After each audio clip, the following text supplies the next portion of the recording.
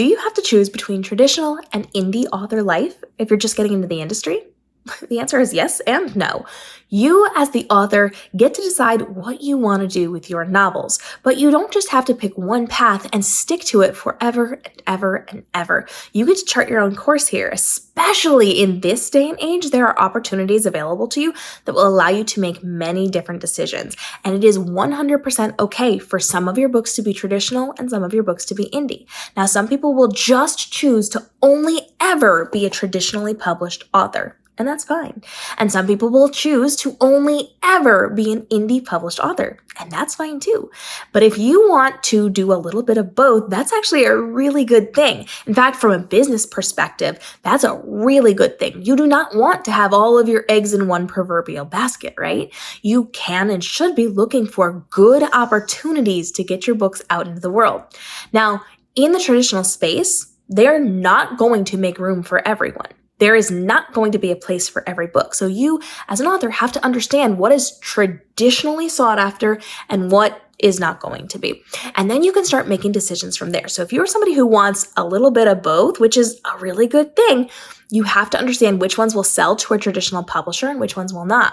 You have to understand what will sell really well in indie and not as well in traditional.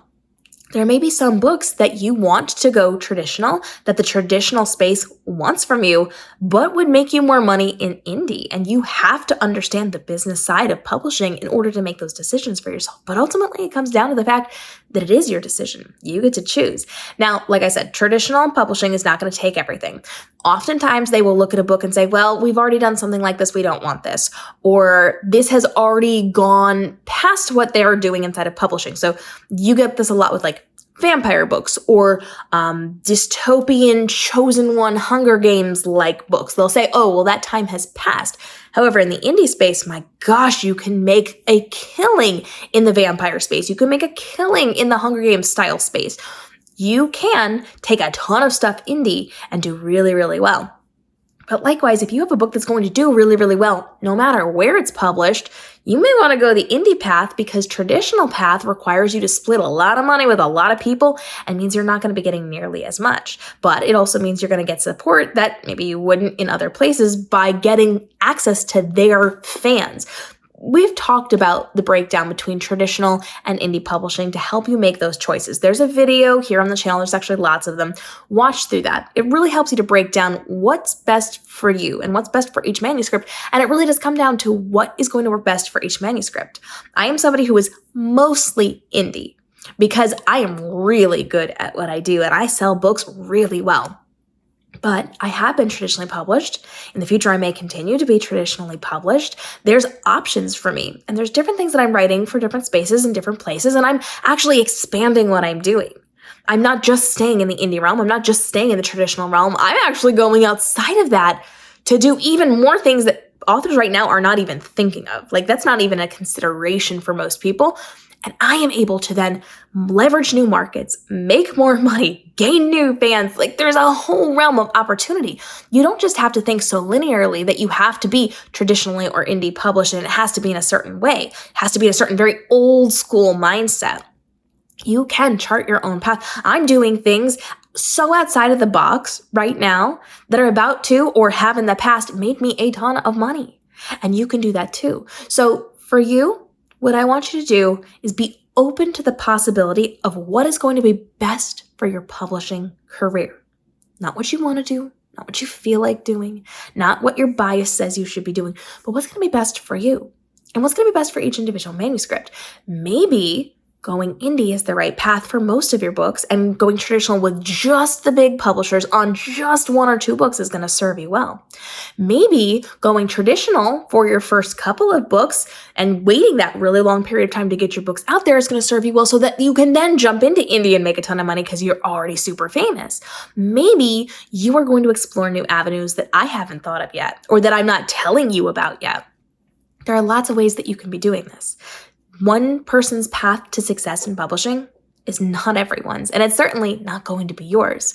So you need to make a plan for yourself and start looking for opportunities. Make a plan.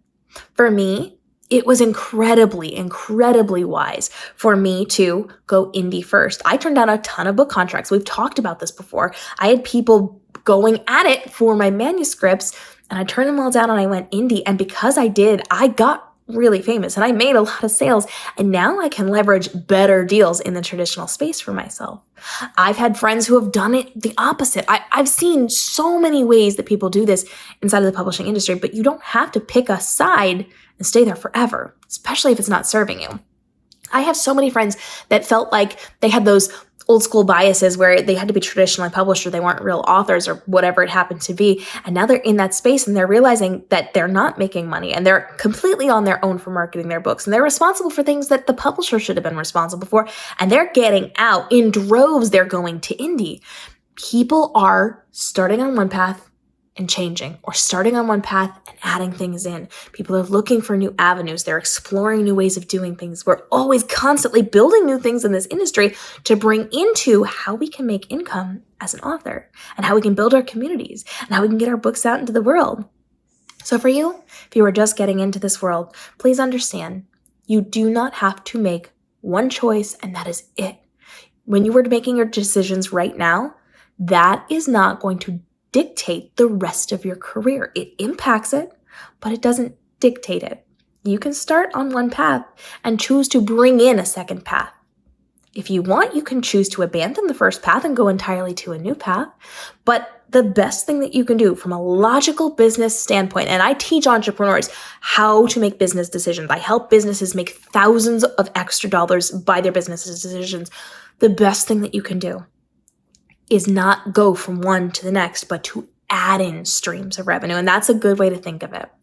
If you are starting in one, adding in the other is another stream of revenue. Adding in some of these other things that I haven't told you about yet, or that you're starting to identify, or some of these new things that are coming up, new streams of revenue. It's not one or the other. It's not interfering with your business. It's a new stream of revenue, and you have access to so much in the publishing space. And if you have a very limited mindset that we had years and years and years ago, that is still incredibly prevalent because we have a lack of education in this space, you are only doing yourself a disservice. So as an author, whether you are established, you're as an aspiring author, if you are looking to get into it, you're just starting to get into it, or you've been in it for a long time, this is your time to start looking for new streams of revenue, new ways to pull in more to your publishing career. Nothing is working against each other. Everything is working together and in your favor to make this your most profitable year ever. So you can pick a path for each individual manuscript, and you can add more and more and more to your publishing career so that you can thrive in this space. The people who are open-minded, who are constantly looking for new ways to innovate in this space, are the ones that succeed. So drop your questions down below. We're coming back for more episodes. I wish you the best of luck in your publishing journey. We've got those videos on how to help you decide what's going to be right fit for you, for your individual manuscripts, all of those things, but we're happy to get your questions answered as well. And those that keep the open mind and look for many opportunities and grab whatever they can opportunity-wise are going to be the ones that thrive above the rest over the next couple of years. We'll see you in the upcoming episodes.